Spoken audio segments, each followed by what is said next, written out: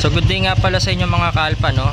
Ngayon nga pala mag-install nga pala tayo ng OEM na tire hugger para dito sa Honda Click 160.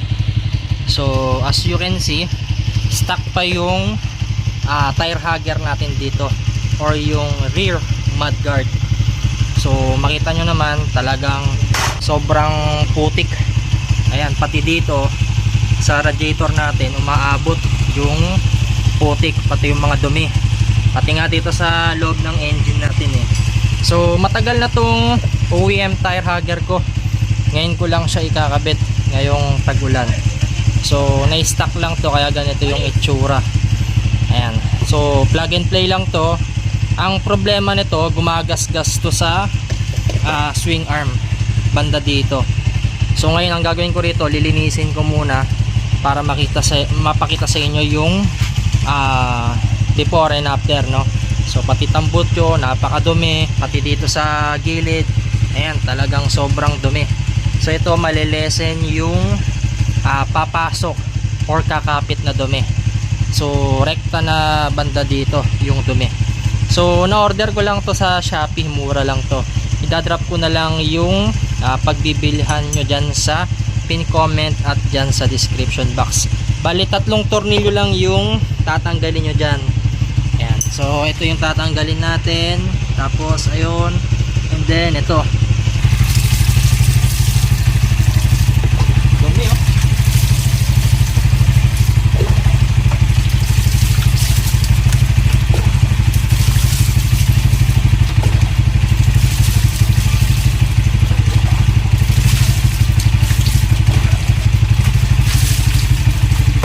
So dito gamit tayo ng 5mm na Allen wrench para matanggal na yung mga tornilyo dito.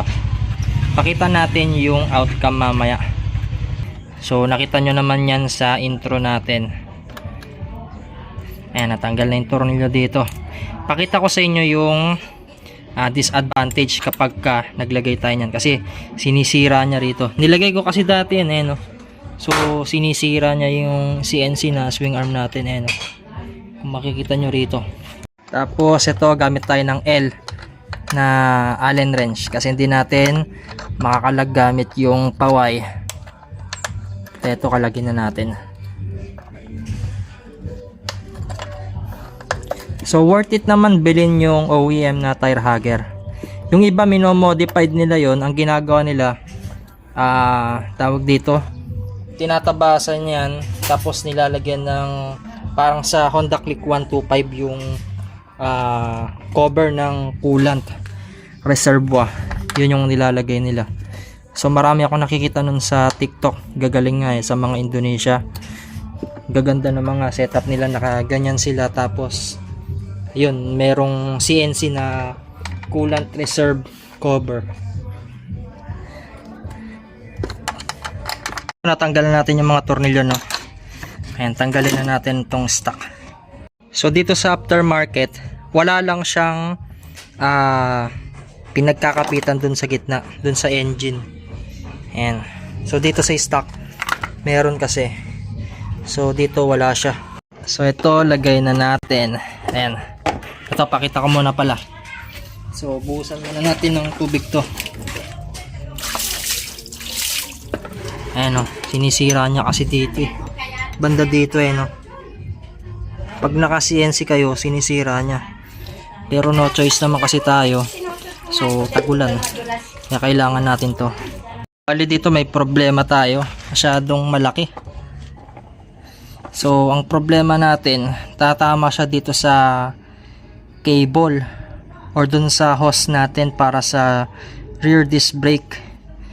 So kailangan pa nating mag-adjust dito. Ayan, pero maganda na sana, kita nyo naman, 'di ba? Solid yung tindigan. Yun lang, pagka naka-disc brake ka na ganito.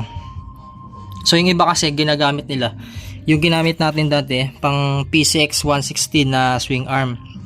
Pero ito kasing TRC aftermarket na to, pang Click 160 talaga siya. Tapos ganito yung pwesto talaga niya. Ayan so sumasayad dito. Ang gagawin ko, ikakabit ko muna to. itong OEM tire hugger. Tas check natin kung saan tayo mag mag adjust. So paluwagin na lang siguro natin to, ipababa siguro natin ng konti. So kailangan dapat itong tire hugger natin i-adjust nyo siya ng konti doon para hindi siya sasayad dito sa rear shock natin dito sa spring. So pag hindi kasi naka-adjust yan pag ganun, tatama yan dito. Ayan. So bali yung tornilyo rito nalagay na natin, hindi ko na napakita. So ito naman yung sa swing arm, higpitan na natin. So wala na tayong tinabasan dito mga kalpa. Ayan. So pwede ninyong gayahin yung setup natin. So higpitan na natin.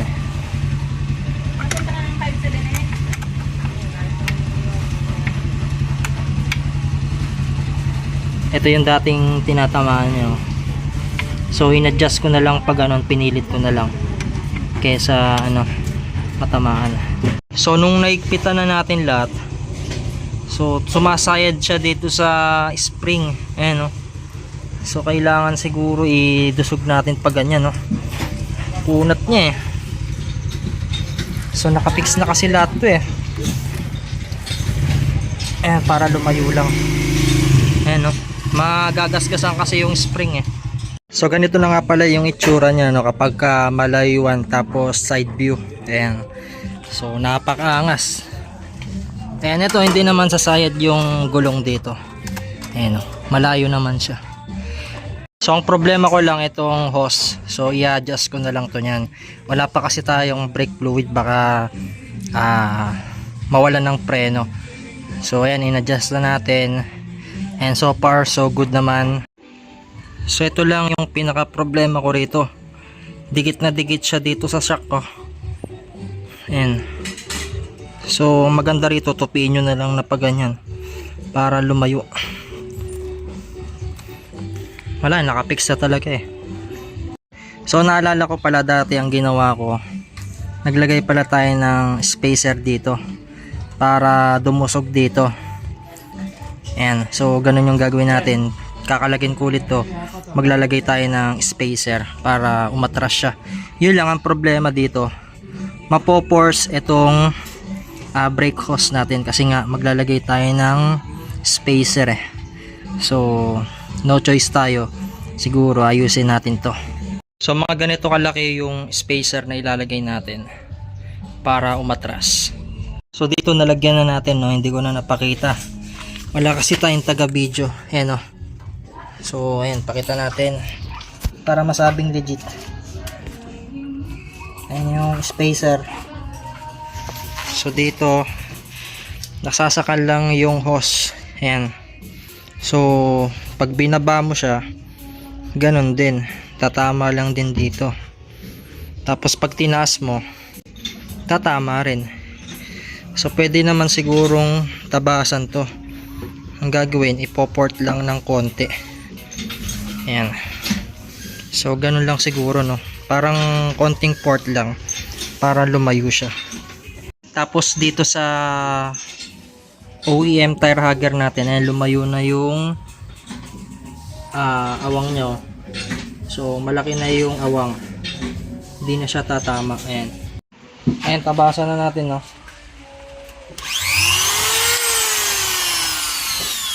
Lloyd, di ka ng mga tulak mga dito, baka madali yung hose kamay mo hindi, dito na lang sa taas.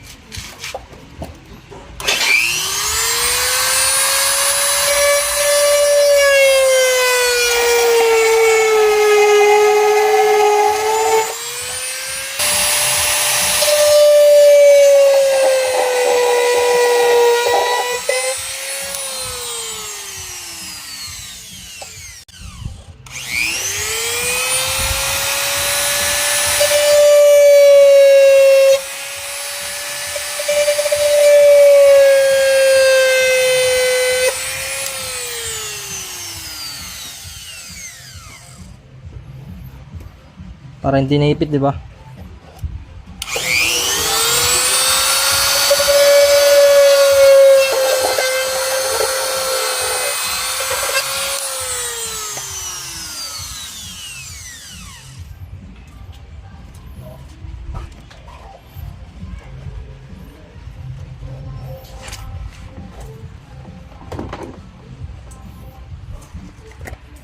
1 minute na boy. Hindi, okay lang.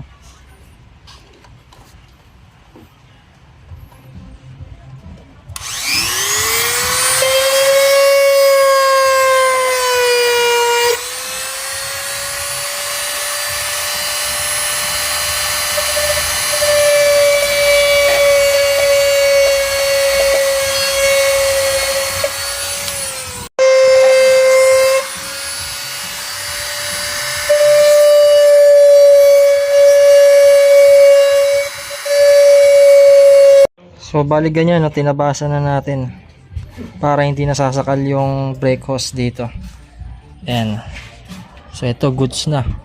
And pagka gusto ninyong bumili ng OEM tire hugger, so iwanan na lang natin yung pagbibilan dyan.